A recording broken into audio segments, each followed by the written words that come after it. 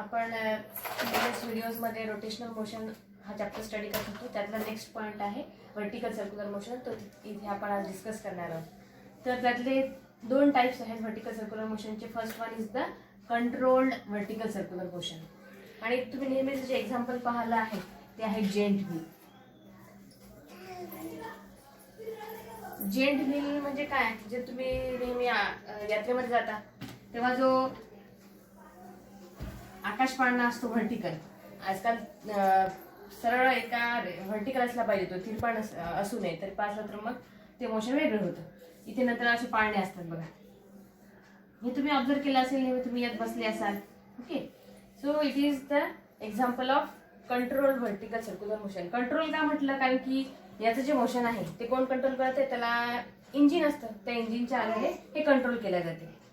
Next type is the vertical circular motion, but only control by the gravity. Gravity कोणती? आपली अर्थ gravitational, आपली अर्थची gravity. आता जर तुम्ही लहानपणी असं खेळले असाल, बहुधा एखादा धागा घेतला तुम्ही हातामध्ये आणि त्या धाग्याला एखादा दगड बांधला आणि हा धागा असा फिरवत आहात व्हर्टिकल सर्क्युलर मोशन मध्ये. असं जर फिरवलं गोफणीसारखं तर ते झालं हॉरिझॉन्टल सर्क्युलर मोशन. ते नाही, असा फिरवायचं तुम्हाला, अशा प्रकारे जर मोशन असेल तर ते होतं व्हर्टिकल सर्क्युलर मोशन. आता तुम्ही या धाग्याला जो स्टोन बांधलेला आहे त्याचा मोशन असं असेल, आणि ही जी स्ट्रिंग आहे किंवा धागा आहे तो एका व्हर्टिकल प्लेन मध्ये फिरेल, आणि हा स्टोन व्हर्टिकल सर्क्युलर मोशन म्हणजे उभ्या सर्कल मध्ये त्याचं मोशन राहील. So here these are the two types we are discussing here. Now the next topic is, बघा विद्यार्थ्यांनो, आपल्याला यानंतर याचं एक्सप्रेशन बघायचं आहे. म्हणजे एखादा पार्टिकल जर व्हर्टिकल सर्क्युलर मोशन मध्ये जर मूव्ह होत असेल तर वेगवेगळ्या ठिकाणी व्हेलॉसिटीज किंवा स्पीड किती असेल. Define or derive the expression for the velocities or speed at different position. हा सेंटर आहे ओ. इथे सपोज आपण एक स्ट्रिंग घेतली आहे आणि एक पॉइंट मास घेतला इथे, त्याचं मास एम आहे, आणि जे आपण एफ जी दाखवल्या डाऊनवर्ड डायरेक्शन आहे त्याचं वेट आहे.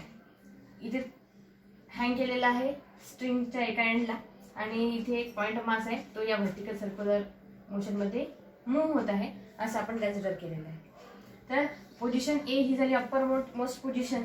तुम्ही जर ऑब्झर्व केलं तर प्रत्येक वेळी वेट जे आहे it is always directed in the downward direction. त्यामुळे पॉईंट ए असो, पॉईंट बी असो, सी असो, डी असो, प्रत्येक वेळी जो वेट आहे it is act in downward direction. फक्त चेंज होणारा कंपोनेंट कोणता आहे तो म्हणजे टेन्शन टी, और we can say that force due to the surface tension. आता कोणकोणते फोर्सेस या बॉबवर किंवा पॉईंट मासवर ऍक्ट होणार आहेत ते बघा. First one is the weight M G, आणि याची डायरेक्शन ऑलवेज कशी आहे, downward direction, vertically downward direction आहे. तर नेक्स्ट जो फोर्स आहे तो आहे force due to tension.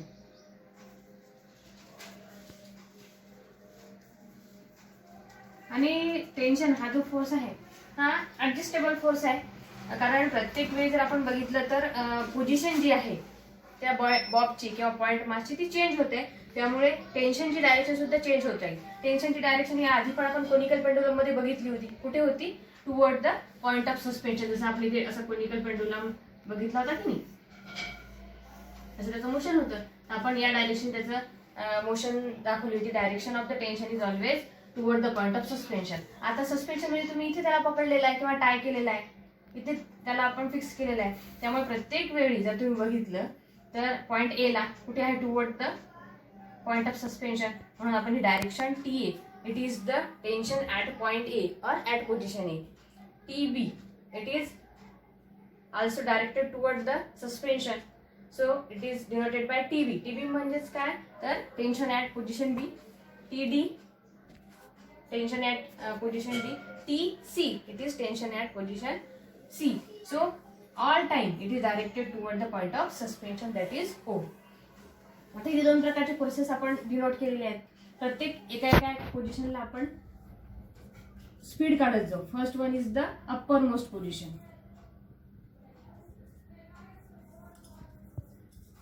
uppermost position and it is the position A, जी आपण पॉइंट ए ने डिनोट केलेली आहे.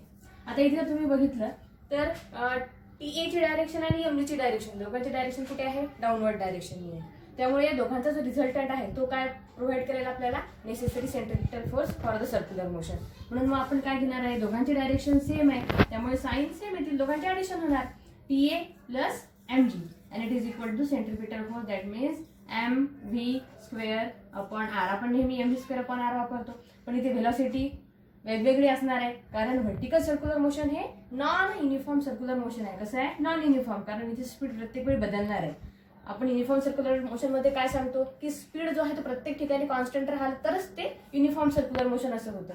पण आता इथे हे व्हर्टिकल सर्क्युलर मोशन, इथे प्रत्येक वेळी स्पीड हा चेंज होणार आहे. त्यामुळे आपण हे नॉन युनिफॉर्म सर्क्युलर मोशन आहे, स्पीड कॉन्स्टंट राहणार नाही म्हणून आपण त्याला नोटेशन वेगवेगळे देऊ. इथे आपण त्याला VA असं कन्सिडर करू.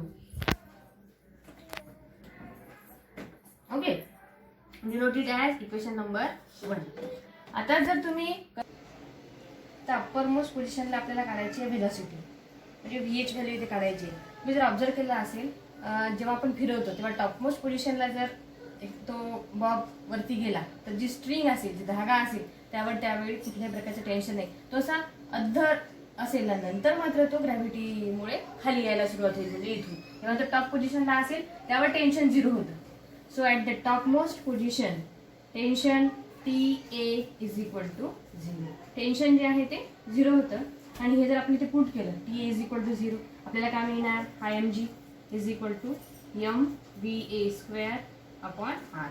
हिअर एम गेट कॅन्सल आणि आपण असं लिहू शकतो VA square is equal to transfer this R here then it is RG. Taking square root then we get VA is equal to under root RG. This is the uppermost velocity while a string or a mass will tied to the vertical circular motion. ही जी velocity आहे it is lowest velocity. ही velocity जी आहे ती कशी असते? Minimum. कमीत कमी velocity कुठे असते? तर टॉप पोझिशनला. टेन्शन TA 0 असतं, हे पण लक्षात ठेवायचं MCQ साठी. Okay, now we find out the lower most velocity.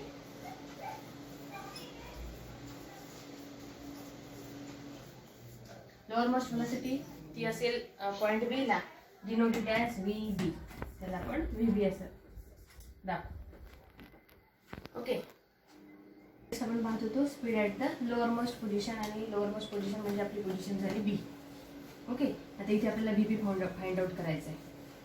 त्यासाठी जर आपण इथे ऑब्झर्व केलं तर या दोघांचा रिझल्टंट म्हणजे TA आणि MG दोघांची डायरेक्शन जरी अपोजिट असली तरी यांचा जो रिझल्टंट असेल तो प्रोव्हाइड करेल नेसेसरी सेंट्रिपिटल फोर्स. मग डायरेक्शन चेंज आहे किंवा अपोजिट आहे त्यामुळे आपल्याला असं लिहावं लागेल रिझल्टंट यांचा TB डायरेक्शन चेंज आहे म्हणून मग -MG is equal to necessary centripetal force म्हणजेच काय? MVB square upon R. This is equation number 2. आपण फर्स्ट याला इक्वेशन नंबर 1 डिनोट केलं होतं. ओके, आता इथे आपल्याला VB काढण्यासाठी लक्षात काय घ्यायचं आहे की जी ग्रॅव्हिटेशनल पोटेन्शियल एनर्जी आहे टॉप मोस्ट पोझिशनला ती जास्त असते. नंतर मग हाईट, जसं पोटेन्शियल एनर्जी म्हणजे MGH it is depend on H. आता हाईटला ती जास्त असेल कारण की हाईट जास्त आहे, H वर डिपेंड असेल. जशी ती खाली खाली यायला लागेल लोअर मोस्ट पोझिशनवर तशी पोटेन्शियल एनर्जी डिक्रीज होईल आणि लॉ ऑफ कन्झर्वेशनमुळे काय होईल की कायनेटिक एनर्जी इन्क्रीज होईल. तर त्याचाच आपण इथे यूज घेणार आहोत की decrease in potential energy is equal to increase in kinetic energy. Okay, आता पोटेन्शियल एनर्जी असेल किती? टॉप पोझिशनला आहे त्यामुळे इथे हाईट जी आहे H ही होणार टॉईस आर. कशी? तर ही R रेडियस त्या व्हर्टिकल सर्कलची आणि ही R plus R twice R. म्हणून मग आपण पोटेन्शियल एनर्जी घेणार इथे MGH च्या ऐवजी काय घेणार? 2R आणि it is equal to increase in kinetic energy. Kinetic energy increase त्यामुळे kinetic energy at B means half MVB square minus half MVA square VA minimum आहे, VB ही मॅक्झिमम निघेल आता आपल्या एक्सप्रेशन मध्ये. So upper kinetic energy or increasing kinetic energy means kinetic energy at B minus kinetic energy at A is equal to half m VB square. Half m VA ची value आपल्याला माहिती आहे, जी आपण आधीच्या एक्सप्रेशन मध्ये काढलेली आहे, ती किती होती under root RG. VA is equal to under root RG and VA square means here RG. Okay, आपल्याला इथे VB फाइंड आउट करायचं आहे. इथे आहे टॉईस m r g. प्रत्येक टर्म मध्ये इथे बघा m आहे, m इथला कॉमन काढून आपण कॅन्सल करू शकतो. आणि हा जर आपण m/2 कॉमन काढला आणि m इथला तो कॅन्सल होईल, इथला जो आपण मधला 2 आहे तो आपण इकडे घेऊन जाऊ, तो काय होणार मग 2 × 2 4 RG. m कॅन्सल होणार प्रत्येक टर्म मधून, मग राहिलं काय VB square minus here RG. Okay, then VB square हा RG कडे ट्रान्सफर करा, तो काय होईल RG plus 4RG plus RG, that means 5RG is equal to VB square. आणि आपण याला असं लिहू शकतो VB taking square root, VB is equal to under root 5RG. So this is speed at lowest position. Okay. Now next is the speed at the horizontal position. Horizontal position म्हटलं तर एक तर C किंवा D position, दोन्ही पोझिशनला speed हा सारखाच राहणार आहे. Okay, so speed at horizontal position means C or D. इथे आपण लॉ ऑफ कन्झर्वेशन ऑफ एनर्जीचा यूज घेणार आहोत. Total energy at B means this position is equal to total energy at position D. Total energy म्हणजेच काय, दोघांचं combination, potential energy plus kinetic energy, दोघांचे घेऊन घेतलं, potential energy plus kinetic energy. Total energy means at position B at position D. आता position बी ला म्हणजे इथे हाईट किती आहे 0 असणार आहे, त्यामुळे height h is equal to 0, potential energy means mgh, म्हणून मग potential energy at lowest position 0 घेतली आपण इथे, plus kinetic energy half m position B आहे म्हणून फक्त VB स्क्वेअर घेतला, बाकी फॉर्म्युला तुम्हाला माहिती आहे नेहमीच आहे, half mv square is equal to potential energy at position D.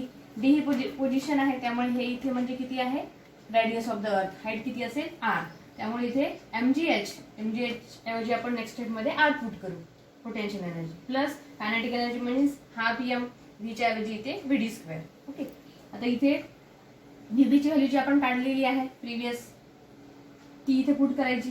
VB square means 5RG और VB is equal to under root 5RG. Okay, here mgh h च्या ऐवजी r पुट केला, half m VD square, VD ची value आपल्याला काढायची आहे. आता इथे प्रत्येक टर्मला 2 ने जर मल्टिप्लाय केला आणि m जर कॉमन घेतला, m कॅन्सल होतो, 2 ने जर मल्टिप्लाय केला तर हा 2 कॅन्सल होईल, राहणार इथे 5RG. m आपण कॉमन घेऊन कॅन्सल केलेला आहे 5RG. हियर 2 ने मल्टिप्लाय केला म्हणून टॉईस RG, m कट झालाय, 2 इथला कट होईल, राहणार इथे VD square. Okay, then transfer this twice RG to this side, 5RG minus 2RG is equal to VD square, and 5 minus 2 means thrice RG is equal to VD square. Taking square root of this equation, we get VD is equal to under root thrice RG, and this is the speed at midway position or horizontal position when stone is performing vertical circular motion. तर आपण इथे observe केलं की maximum जी velocity आहे ती असते lowest पोझिशनला, त्याला आपण Vmax म्हणू. ती किती काढली आहे आपण अंडर रूट 5RG. मिडवे पोझिशनला वेलोसिटी आपण काढली आहे अंडर रूट थ्राइस RG, आणि टॉप पोझिशनला जी मिनिमम म्हटलं ती आपण काढली आहे under root RG. So this is the expression for speed at different position in vertical circular motion.